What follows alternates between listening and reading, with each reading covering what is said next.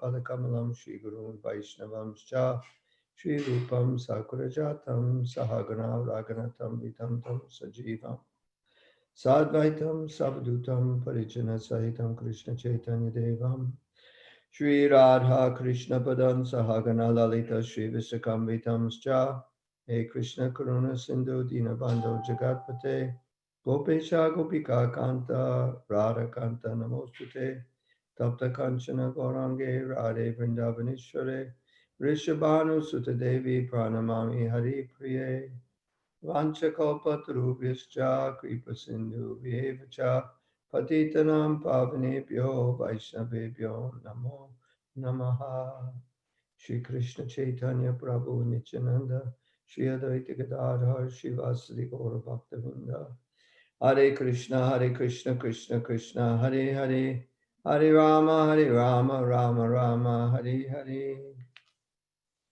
So I have, we're up to, in my book, it's page 20. How many pages we have? Oh, we got quite a ways. Got to page 34 is the very end of this introduction. So I'm going to start like a sentence. Well, just quote the voice. I'll start the paragraph before that, which is very short, but it was already read yesterday. In the Bhagavad Gita, worship of different demigods. Can everyone hear me okay? Yes, Prabhuji, we can hear you. Okay. In the Bhagavad Gita, worship of different demigods or rendering service to them is not approved. Okay, now let's go over that. Even we don't worship them, but we do offer respects to them and even rendering service to them. Of course, we don't have much of an opportunity to render service to them, but let's just say some demigod came here into your home. I think you would render some service to them just because it's the proper thing to do. They're devotees of the Lord. But generally, what they're talking about here, rendering service to them, is you're doing something for them so you can get something in return. That's generally why people worship demigods, because they want something from them. And even the different demigods offer different benedictions. If you want good health, you can worship the sun god. You want a good wife, you worship goddess Umi, or I'm not positive. But you can worship different demigods to achieve different things. And you can serve them so you get something. So we don't do that. Uh, and I mean, just like a devotee, you can worship them, which we're not doing, because people do not do that. I remember one time Prabhupada was having a talk. I wasn't there, I just heard it, with someone who worshiped Lord Shiva, the devotee of Lord Shiva. And Prabhupada saying that they're not really devotees because they're worshiping because they want something in return. They're not doing it out of love. They're not doing it because he's the greatest devotee. They're doing it because they want something from him. So that's generally 99.999% of the time why someone would worship a demigod. Of course, even the gopis worship goddess Katyayani, so the demigoddess. Why would they worship a demigoddess? Because they wanted Krishna as their husband. So they wanted Krishna and they did everything they could possibly do to get Krishna. So to start again, in the Bhagavad Gita, worship of different demigods or rendering service to them is not approved. It is stated in the 7th chapter, 20th verse, Karmaistai prapadyante niyodevata. Tam tam niyamam astaya prakritya niyatasvaya. Those whose intelligence has been stolen by material desires surrender unto demigods and follow the particular rules and regulations of worship according to their own natures. So those whose intelligence has been stolen, they're not, using their intelligence. Intelligence is analyzing things in their proper perspective. And if you analyze things in their proper perspective, you'll understand that you're not the body, you're a spirit soul. So you're going to do what's best for the soul. So they're not doing it very intelligently because they're doing what's best for their body or their extended self in other extended bodies. So those whose intelligence has been stolen by material desires surrender unto demigods and follow the particular rules and regulations of worship according to their own natures. Here it is plainly said that those who are directed by lust worship the demigods and not the Supreme Lord. When we mention the name Krishna, we do not refer to any sectarian name. Krishna means the highest pleasure, and it is confirmed that the Supreme Lord is the reservoir of all reservoir or storehouse of all pleasure. We are all hankering after pleasure. Anandamaya Vyasat, Vedanta Sutra 1112. The living entities, like the Lord, are full of consciousness and they are after happiness. The Lord is perpetually happy. And if the living entities associate with the Lord, cooperate with him, and take part in his association, they also become happy. So it's not like it's the living entities are all naturally happy. We're full of bliss, just like Krishna is full of bliss. We are also full of bliss, but in this material world, we're contaminated or covered over by this lust, trying to enjoy separate from Krishna, and we're not very blissful. Once in a while, we get some pleasure, but it's not satisfying. It's not enough. It's like a drop of water in a desert. In the desert, you want water. You're very, very thirsty. You want water, but one drop doesn't really do it. You need more than that. And the only way you can get that is by associating with Krishna in so many different ways, associating with him through his holy name, through his pastimes, through his instructions. So we can associate with Krishna in different ways, through serving him. So if we associate with Krishna, then we can be happy all the time. And the happiness just can increase and increase, no limit. Even in the material world, even if you get the greatest material happiness, it doesn't last and it's limited. It's only so much happiness. It's not satisfying. So actually, before I read any more, because I did say an awful lot, and I'm going to forget everything if I read everything, and you may not remember if you have any questions. So not comments, but questions. Anyone have any questions? We'll have comments at the end.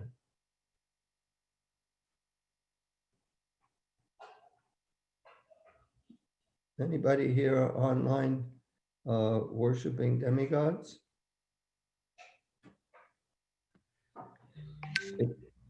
If somebody's clicking on. Yeah, I mean, I'm still continuing. I do it sometimes in a week. Anyway, I think it's very, very nice that you're honest. So what particular demigod do you worship? So I just started my steps towards Lord Krishna. So before that, I have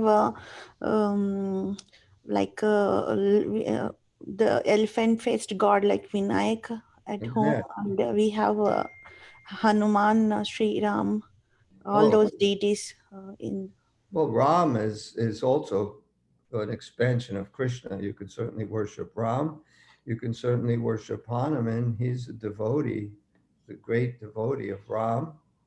And generally Ganesh, we generally don't worship, but you can worship Ganesh, but it's a certain way of worshiping him where you can get freed from impediments on your spiritual path. He can help free you from impediments on your spiritual path. But that is a very opulent worship. So it's not easy to to be able to afford to do that. But most people who do worship Ganesh for material things. But everyone else is not. And Ram is not a demigod, he's God. And Hanuman is just a devotee, not just a devotee, just the greatest devotee of Ram. So worshiping them are completely. How about Govinda and Venkateshwara Swami, Prabhuji? Say that again? How about Govinda? Like we say Lord Venkateshwara, right? Govinda is Krishna, just another name for Krishna. Yeah. So, He gives I pleasure. mean, they call Balaji and Lord Venkateshwara too, right? Yes, yes, So that's fine. yes. That's not a demigod. I'll try to explain.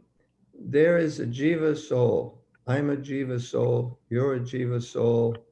The demigods, except for Lord Shiva, are all Jiva souls. Shiva is a demigod, and he's not a Jiva soul, and he's not what we call Vishnu Tattva. Krishna is Vishnu Tattva, Ram is Vishnu Tattva, Vishnu is Vishnu Tattva, Narayan is Vishnu Tattva, and they're all the same. Krishna is the original Supreme Personality of Godhead, and from him expanded all these expansions that are full potency.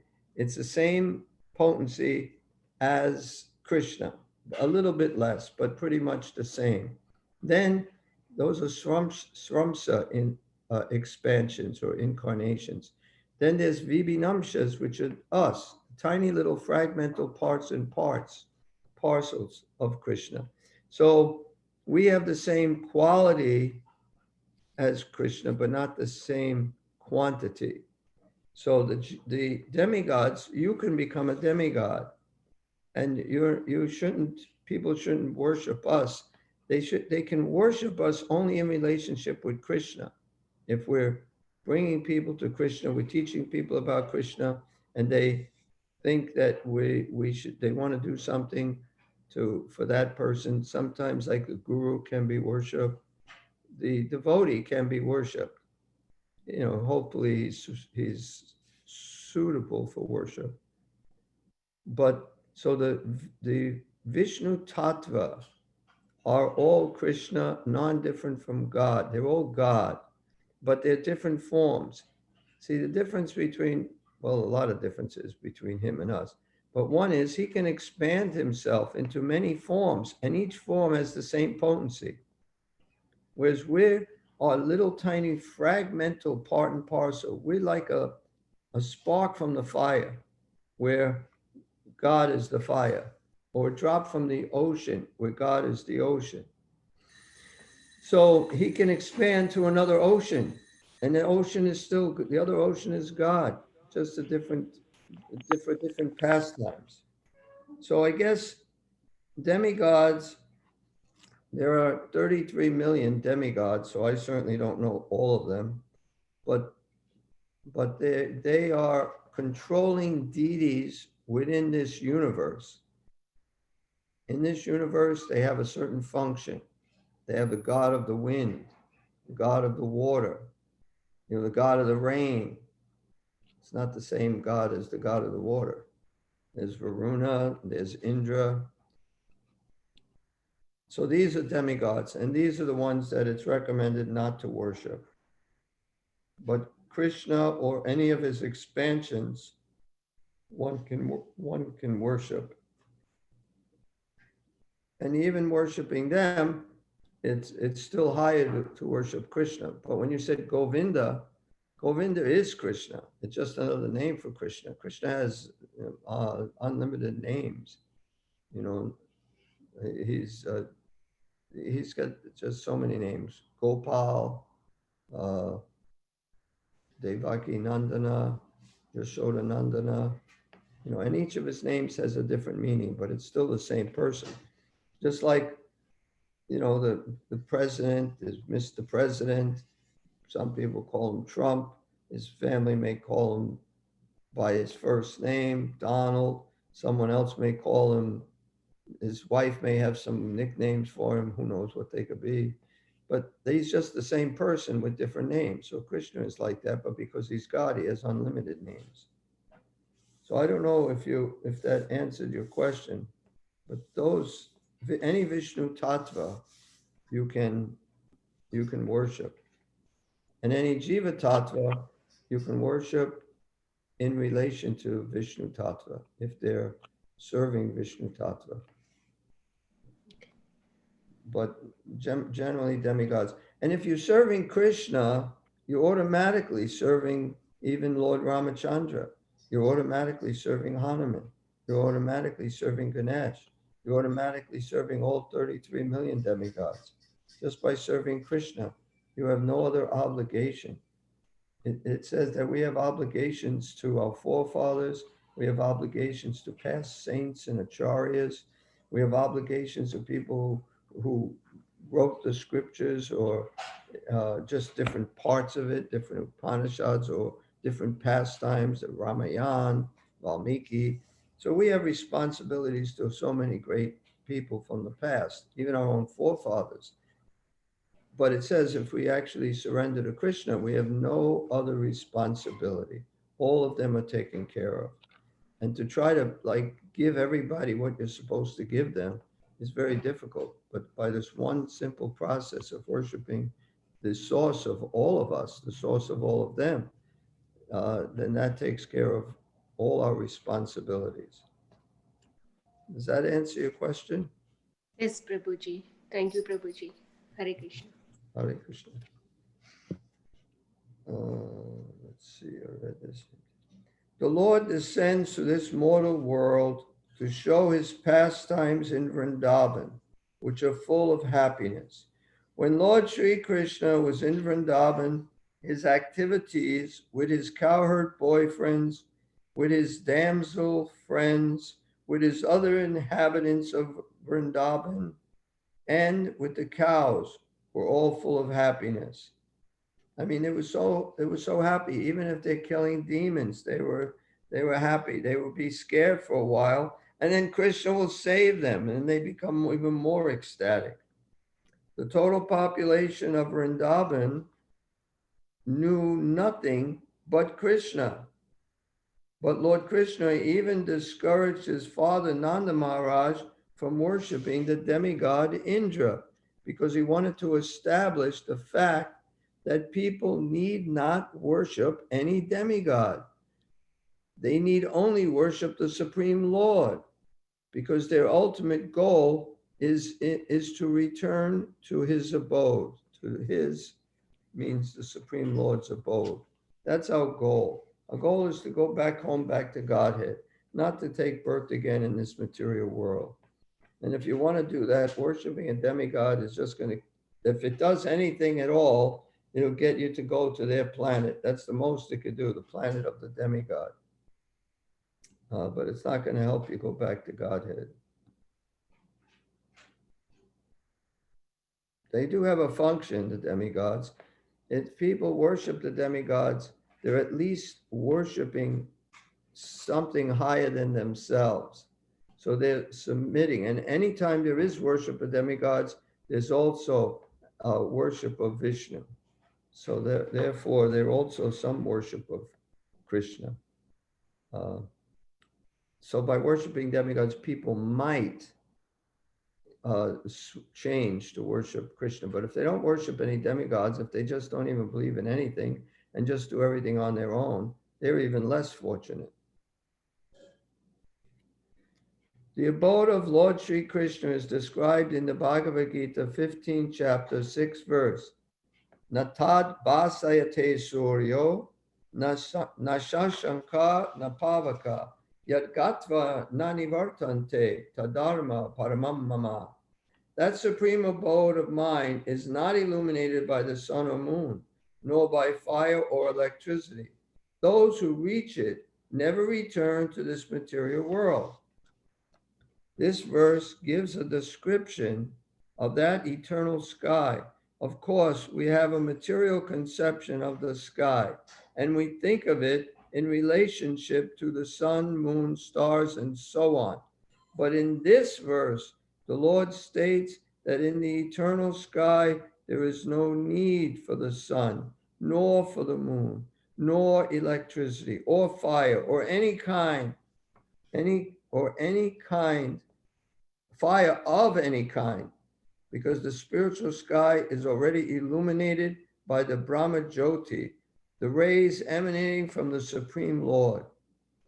We are trying with difficulty to reach other planets, but it is not difficult to understand the abode of the Supreme Lord. This abode is referred to as Goloka. In the Brahma Samhita 537, it is beautifully described. Goloka eva nivasatya. Let me see, hold on. Goloka eva nivasatya kilatma bhuta. The Lord resides eternally in his abode, Goloka. Yet he can be approached from this world. And to this end, the Lord comes to manifest his real form, Satchidananda Vigraha. It's a form made of eternity, bliss, and knowledge. When he manifests his form, there is no need for our imagining what he looks like. To discourage such imaginative speculation, he descends and exhibits himself as he is, as Shama Sundar. Unfortunately, the less intelligent deride him because he comes as one of us and plays with us as a human being. But because of this, we should not consider the Lord one of us.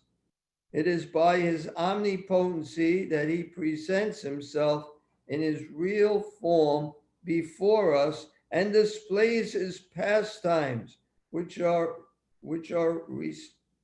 replicas of those pastimes found in his abode. His abode is Goloka. So when he comes to show what it's like in Goloka. Now in the Bible, it has the Lord came as a burning bush. A burning bush.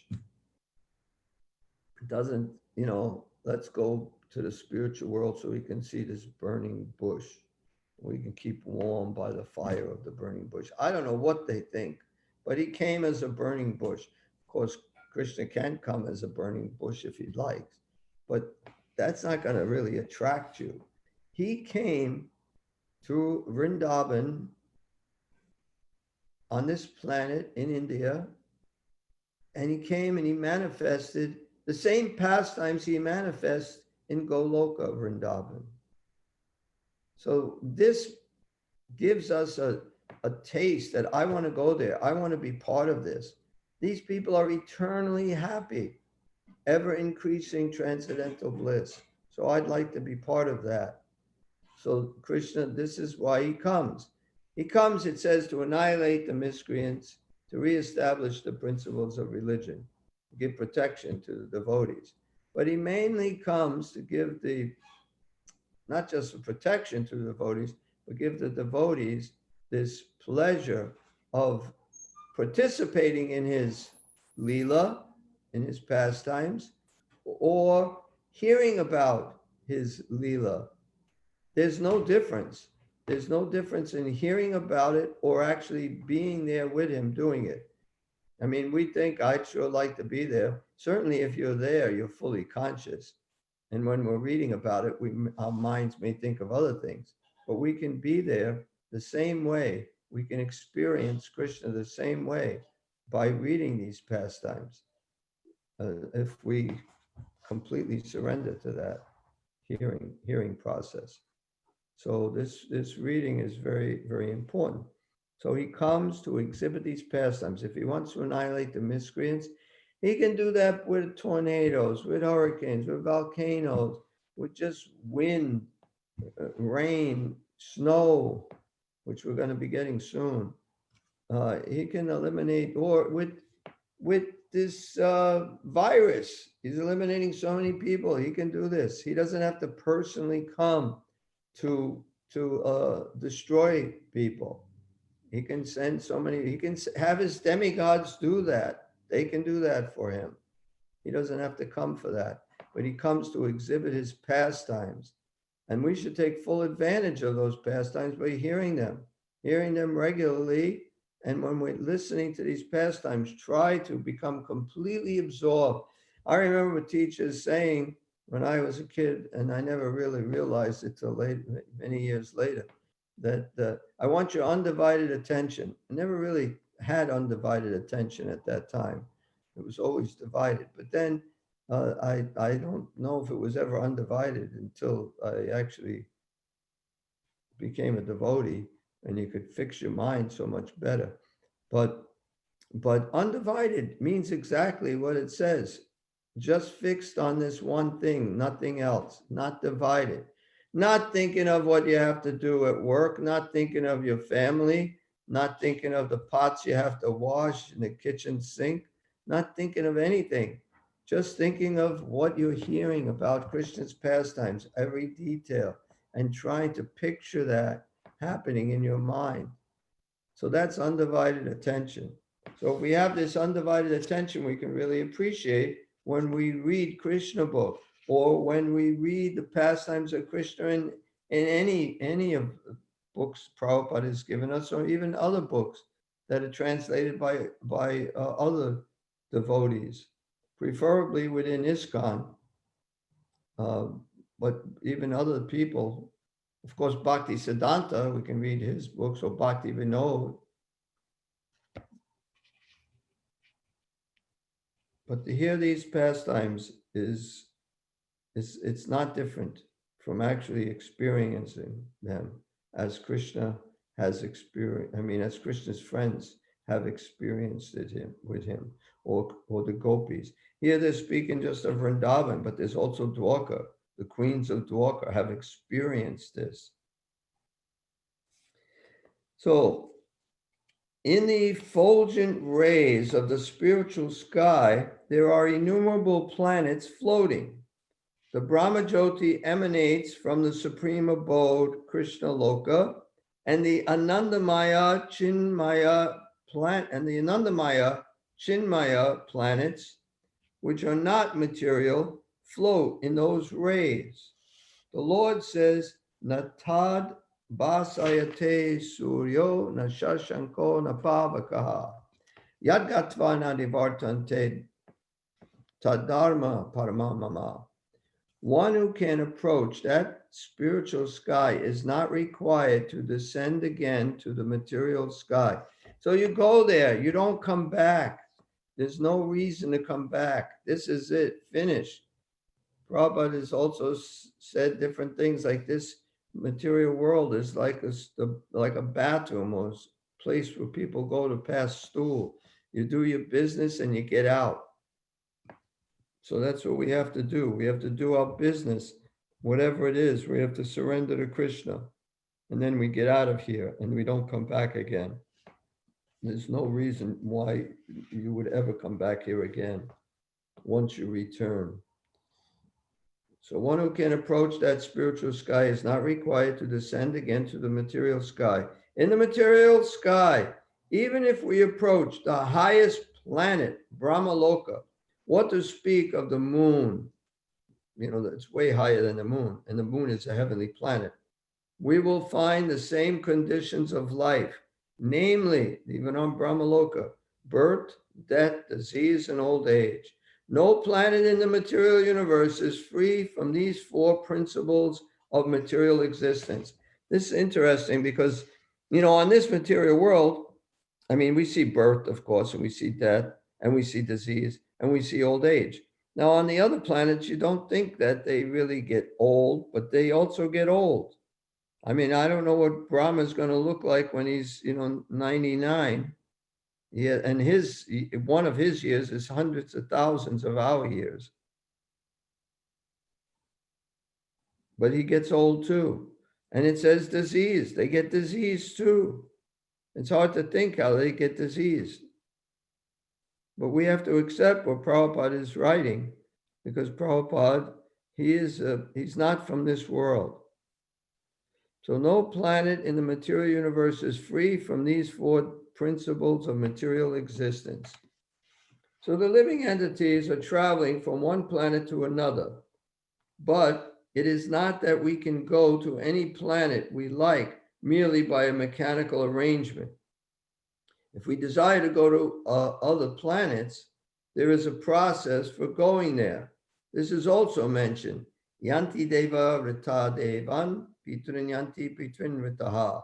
No mechanical arrangement is necessary if we want interplanetary travel. The Gita instructs yanti deva rita devan.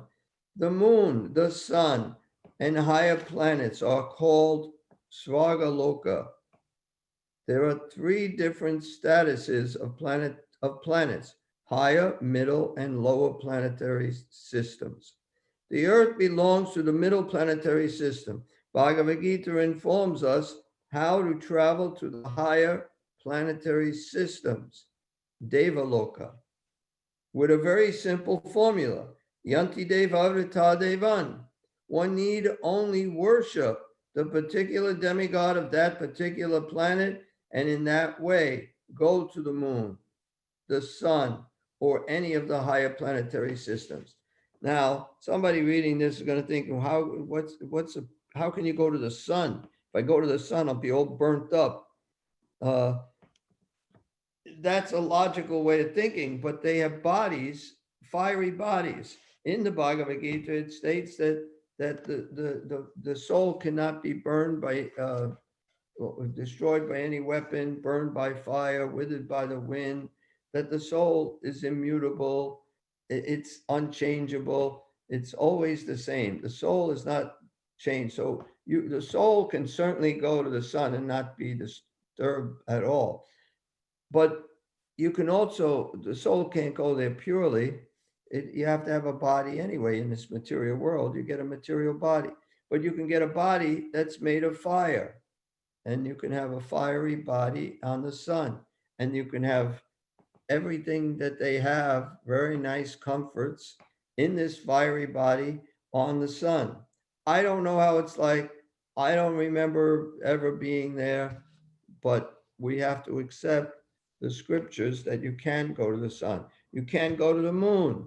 The moon is also a heavenly planet, but they have ethereal bodies. They don't have gross bodies. They have more subtle bodies.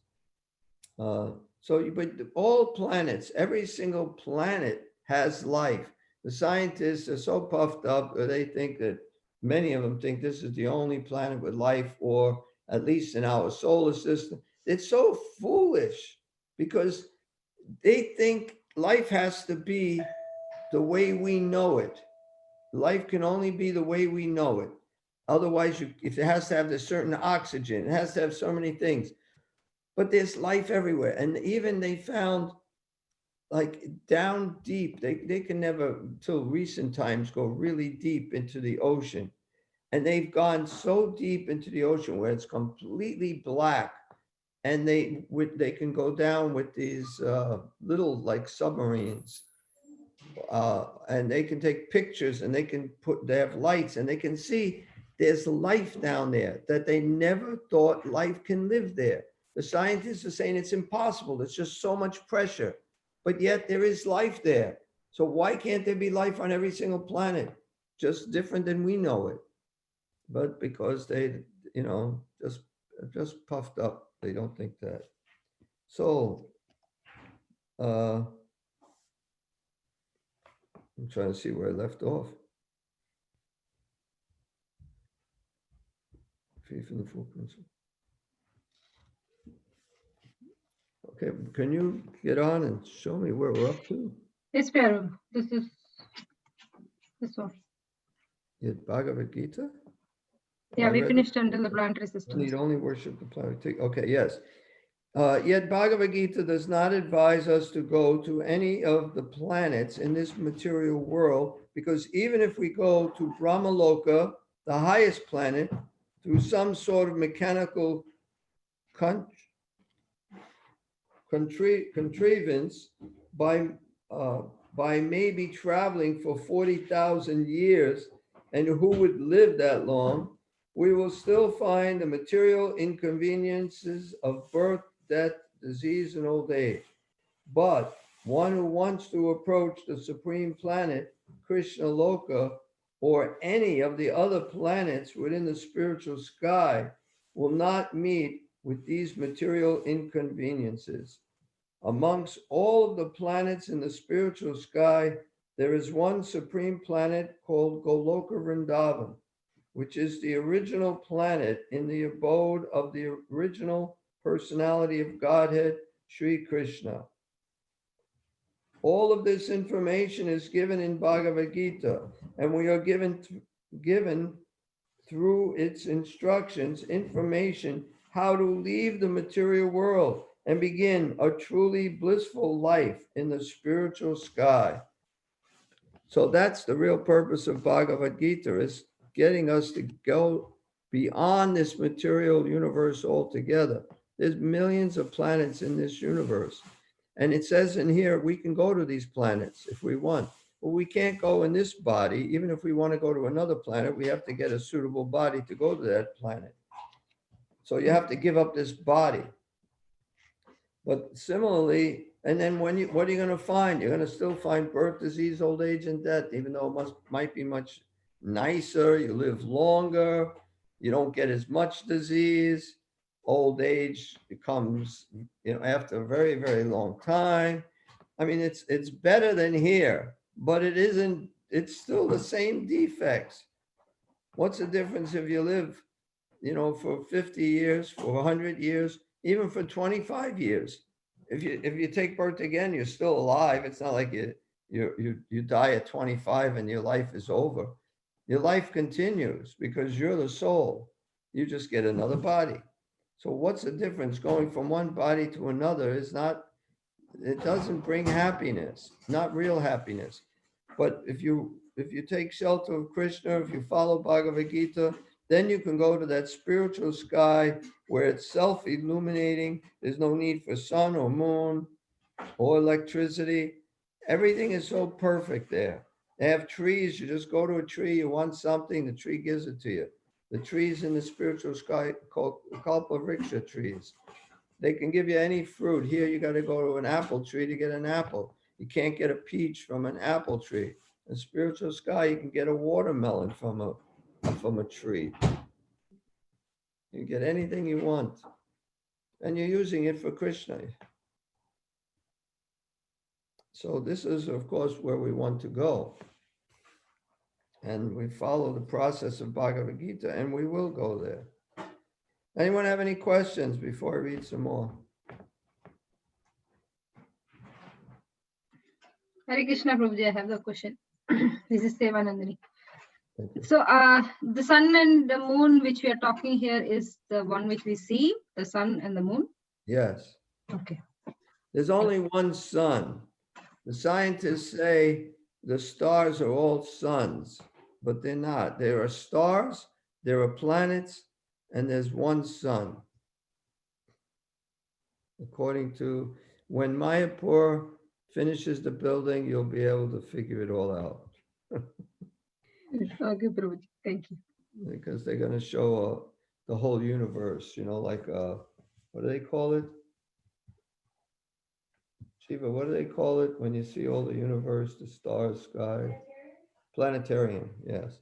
You have a big planetarium, but a Vedic planetarium. According to the Vedas, how everything is. It's going to be different than we think it is now.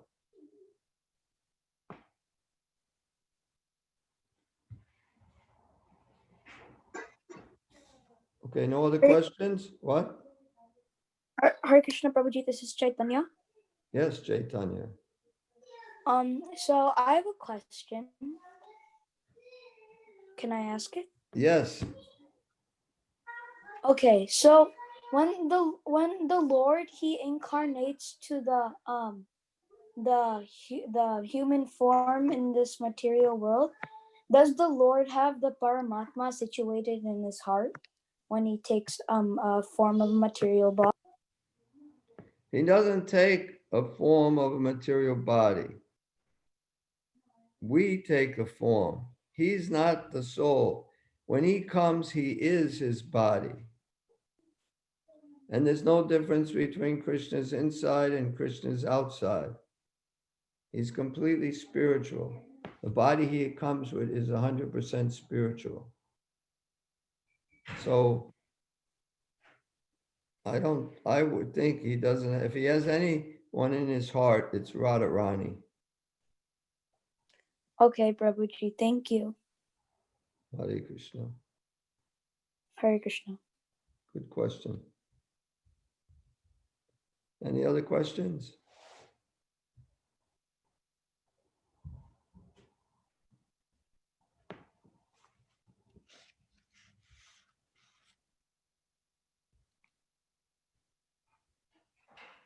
Hare Krishna, Prabhu. Yes. Hare Krishna, Dandapad. I have a questions somehow related to what you discussed today, but it's mainly from the lecture we had last Saturday from Jugal Kishore Prabhu. He didn't have time to answer questions. So basically, he said in Golok Vrindavan, there are two compartments. Yeah. One, Yeah. one who worship Radha Krishna, they'll go to one compartment, and the other person who worship Lord Chaitanya, they'll be in another compartment. So my question is, say if someone goes to the compartment where Lord Chaitanya is, What do you and say? What's the word you're saying? Compliment. I don't know what you're saying. sorry, compartment, What? like two compartments in Golok Vrindavan, that's what he mentioned. Compartments. I'm sorry. Compartments. Okay. Yeah. I wouldn't call it compartments, but go ahead. Okay. Yes. So he said, like, if someone worship Radha Krishna, they'll go to one part, and then if someone worship Lord Chaitanya, they'll go to another part. So my question is, say if someone worship Lord Chaitanya and went to one part of Golok Vrindavan, and after some time, that person wants to also meet Radha Krishna. Will he need some special arrangement, or he can just walk into the other part?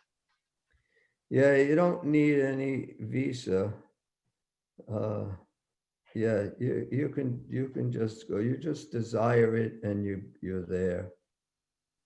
Okay, thank you. Yeah, it's not like you have to choice, and that's it. You have this. You have to spend eternally there. Which one do you want to spend eternity with, Lord Chaitanya or with Radha and Krishna? Even in when you read Chaitanya Charitamrita, or especially Kavi Kanapura, who he explains who the devotees are, and every explanation he has is in Vrindavan, where they are in Vrindavan. You know, like the six Goswamis are different Manjaris, and different personalities, who they are, what their names are in the spiritual world, and that's all with Krishna. So they have this relationship with Chaitanya Mahaprabhu in one form, and they have another relationship with Krishna in another form. Same person. I would imagine, I'm speculating, but I know things like this can happen, is you could probably be in both places at the same time. I remember reading that song. You did? Yeah. Jiva says she remembers reading that simultaneously. You can be in both places. I mean, how are you gonna tolerate that bliss?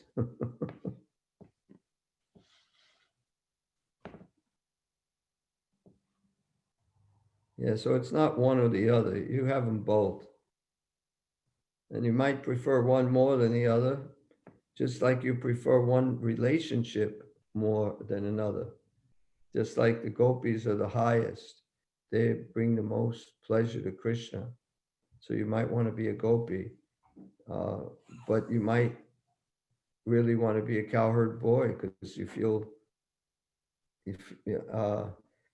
you enjoy playing with Krishna more than anything. So then, even though one relationship with Krishna is considered higher, you still might prefer the lower one. It's not low. Any relationship, if you're a piece of grass in the spiritual world, it's higher than anything in this material universe.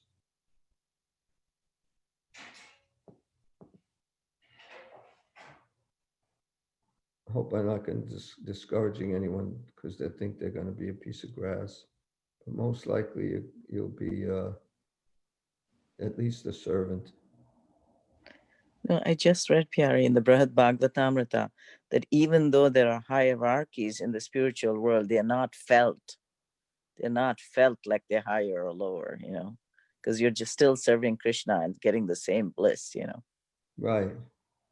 Right. They're not like in the Yeah, corporate world. it's not like in the material world where the grass is lower than, you know, a plant or a bush or something like that. Would have afraid to eat grass. What, Jiva? Would have afraid to eat grass because he would be stepped on or the lotus feet of Krishna, Oh. the gopis would touch him. She was saying how Uddhava prayed to be grass in Vrindavan so that Krishna and the gopis could step on him. That's what I was thinking, Pyari Prabhu, that Uddhava prayed, and also Sukadev Goswami is a parrot. When we think of it, we don't think a parrot is like a human body is better than a parrot's body, is what we think. But Sukadev Goswami is Radharani is parrot. So we are thinking in material terms, and Uddhava wanted to be a creeper so that the gopis could step on him. But we think like Uddhava is eating with Krishna and in a human body talking, interacting with Krishna. Why would he want to be a creeper? But he thinks a creeper is better than just talking to Krishna and eating with Krishna.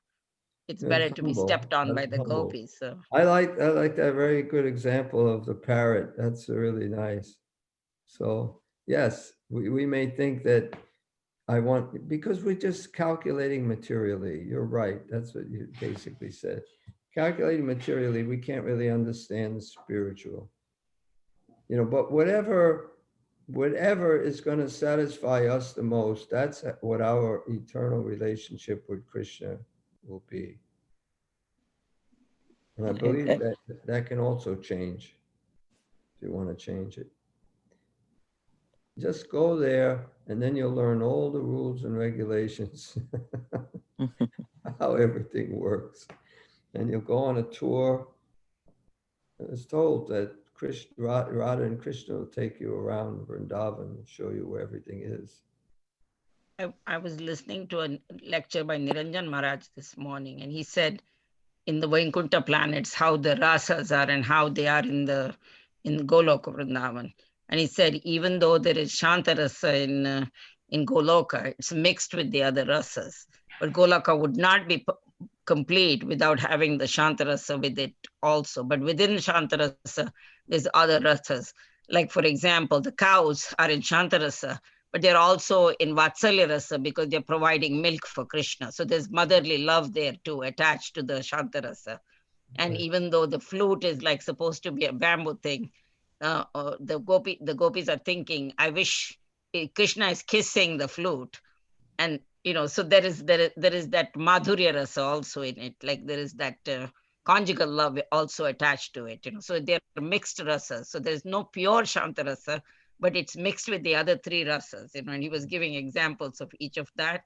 Whereas in Vaikuntha planets, it's mostly Shanta rasa, you know. It's not otherwise those three other rasas, servitude, you know, friendship, everything is attached to even the Shanta rasa. But Goloka would not be complete if there was no Shanta rasa. So in a sense, there is Shanta rasa, but it's mixed with the other rasa. So I was explaining that, and I thought that was very beautiful. I think you explained it very nice. I think if we're going to have a class on Goloka Vrindavan, I think maybe you should definitely be one of the participants to give that class.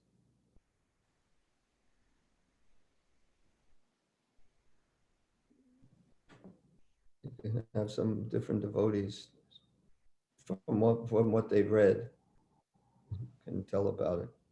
Okay, well, we only got a few minutes. Material world. Okay, I'm going to read a little. The next part is in the 15th chapter. Is that where I'm up to? Yes, Pyari. What? Yes, in the 15th chapter of the Bhagavad Gita. Yeah. That's where. In the 15th chapter of the Bhagavad Gita, the real picture of the material world is given. It is said, Udva Mulam Adashakam avastitam prahur avyayam. Chadam si yasya parnani yastam veda sa vedavit. Here, the material world is described as a tree whose roots are upward and branches are below.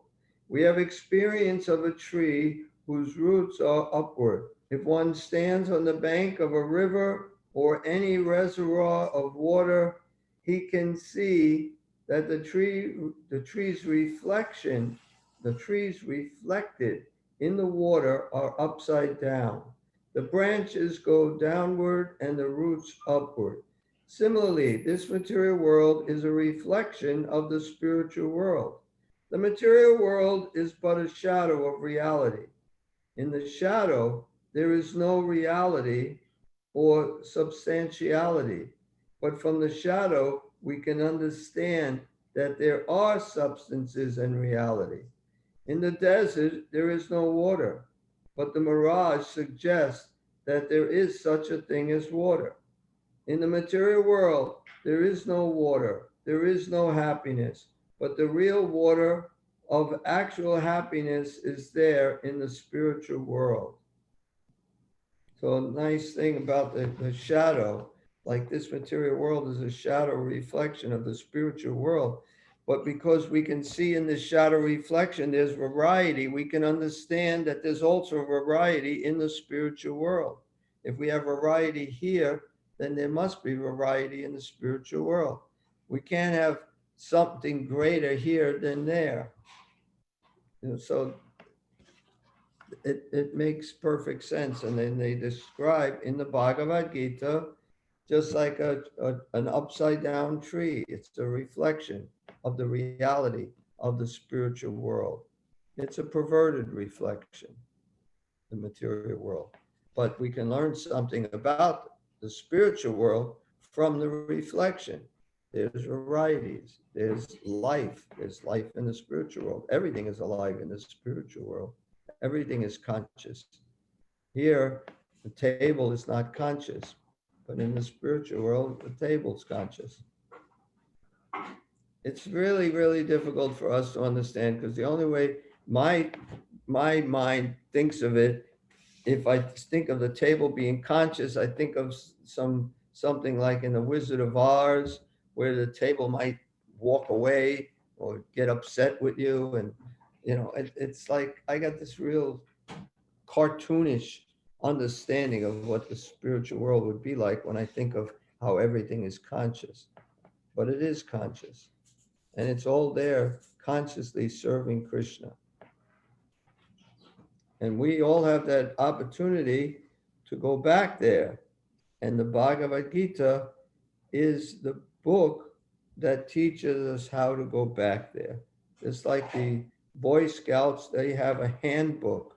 And their handbook is like when they go to the forest, they can see a certain plant. They can look in their book and they see, oh, that's poison ivy. I can't touch that. They see another plant, actually, I can eat this plant. And they can learn things about how to survive in the forest. So similarly, this is our book. It's how to get out of this material world. That's what this book is. And you can try so many things, but if you just read this book and follow the instructions, you get out of this material world eternally and you never come back again. And this material world, you should know, is a prison. It's like a prison house. It's like we have a prison. Why do we have a prison? It's people who don't fit in. They're not part of society. They break the rules. So for people in the spiritual world, it's hard to understand how they can break the rules. But if they desire to be separate, to enjoy separately, there's a place for them, a prison house, and this is it. So we can get out of this prison house. Here, we're in the prison house. They give you the book of how to get out. All you got to do is study it and follow it, and then you're out. Okay, so I think we're going to end here. Any questions or comments? Now we'll take comments if anyone has.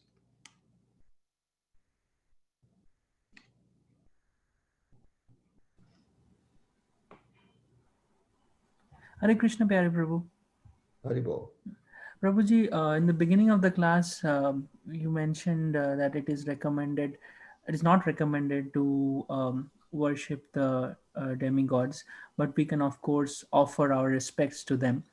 And I, in many places that I've come across it, everywhere I see that it is definitely mentioned that all of the power of the demigods is coming from Krishna ultimately. Even even the place I come from, Durga Devi is worshipped there, but even in the Chandi part they do there. It is mentioned. Maybe people skip that part. That even she is also empowered by Krishna. So my question is, in that sense, Prabhuji, when we say we should offer our respects, even in Brahma Samhita also we see, how Ganesha is empowered, how Durga Devi is empowered by Govinda, the primeval Lord. So suppose, let's say if somebody gifts us an idol of Ganeshji or Durga Devi, is it? I mean, we place that in a separate altar, or is it okay to place that idol next to maybe Sad Goswami or Panchatattva? I mean, should we give that kind of a respect, or how should we offer respect in that sense? You shouldn't have them on your altar at all. And you shouldn't have them in another place either. You should take them, you can bring them down to a river, and you could pray to them. Please, I'm going to put you in here because I'm following Srila Prabhupada, and he's teaching us that we shouldn't worship any demigods. And I know you're a great devotee, and as a great devotee, you're wonderful, but I want to put you in the water. I mean, that's what they do, even in India. They make these big images of so many things, like in Bengal, like Right. in Durga, also in others. They make big things out of clay and straw and stuff, and then at the end they just throw them in the water. Right. So that's what I would do. I wouldn't have them in the house. You could sell them or give them to somebody who's worshiping them if you want. Thank you, But Prabhuji. we Yeah, don't I'm always. worship them. We don't keep them. Of course, Shiva is a little different. Mhm. But we don't keep them on the altar. Nowhere in ISKCON will you find Shiva on the altar. Thank you, Prabhuji. I always had this dilemma, like if somebody gives those to us, I know we should offer them respects, but how should we go about doing that? Thank you for clarifying, Prabhu. Yeah, you can offer them. You can say, do something for them. Explain what you're doing. Please help me to surrender more to Krishna. He's my Lord. He's your Lord. He's also my Lord, and I'm trying to please him. So right now, I know the water in the Connecticut River is very cold, but I think in the Himalayas, the water is very cold also. Or you can give it to the temple to sell or something, some of the temples sell it. Is that okay? Yeah, depends. But then again, Prabhuji, another allied question is, in that sense, I'm also, kind of propagating that thought of, sending it to someone else someone else to worship that as a deity. I know. I wouldn't want, I mean, we generally don't have Durga, in selling statues of Durga and stuff. I wouldn't want to do that because it's saying that it's okay to worship them. So I don't think it would be a good idea. I mean, of course, if some very, very valuable antique, then we can sell it and for the temple. Use the Yes, money for that Krishna. makes sense. Durga would like that. Thank you, Prabhuji. Anyway, when you get some, we'll look at it and we'll let you know what to do with it. Thank you, Prabhuji. Any other comments or questions?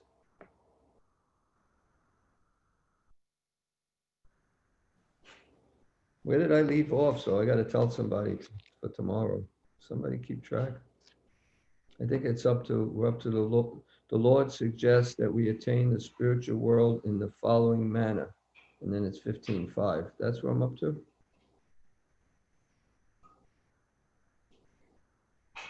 Hello? Yeah, that's where I'm up to. Okay, thank you all very much. Thank you for helping out. Describing what the spiritual world was like. I really like that. Sudevi Priya, that was really nice. Okay, offer our respectful obeisances to all the Vaishnava devotees of the Lord. Vancha kalpa tarubhya Pranam Pranam Pavnebhyo Vishnavebhyo namaha. Ananta Koti Vaishnavrinda ki jai. His Grace Pyari Prabhu ki jai. Krishna. Hare Krishna.